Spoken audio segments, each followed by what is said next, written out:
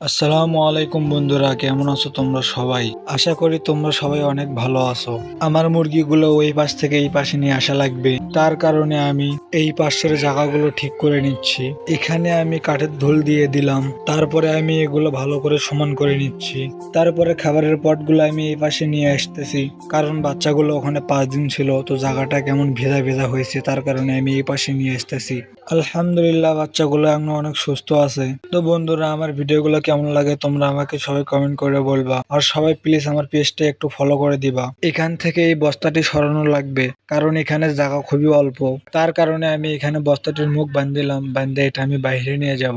দেখেন মাশাআল্লাহ, বাচ্চাগুলো অনেক সুন্দর, কত সুন্দর ওরা হেঁটে বেড়াচ্ছে। এখান থেকে বস্তাটি আমি বাইরে নিয়ে যা থিয়ে দিলাম। এখান থেকে আমাকে এই তালাইটি গোছাতে হবে, তালাইটি গোছ করে এটা ওই পাশে দেওয়া লাগবে, তার জন্য এটা আমি গুছিয়ে নিচ্ছি। আমাদের গ্রামের ভাষায় এটাকে চাটাই বা তালাই বলে, আপনাদের এলাকায় যেন কি বলে সেটা কমেন্টে বলবেন।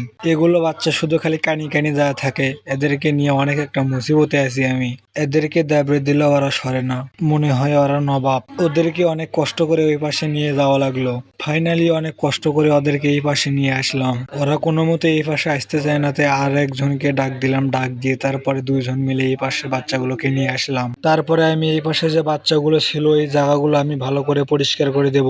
এগুলো জায়গায় অনেক গ্যাস জমেছিল, তার কারণে আমি এগুলো উলট পালট করে দিলাম, ভালো করে দিয়ে এগুলো আমি সমান করে দেব। আজকের মতো এখানে ভিডিও শেষ। ভিডিওটি কেমন লাগলো সবাই কমেন্ট করে বলবেন। সবাই ভালো থাকবেন, আল্লাহ হাফেজ।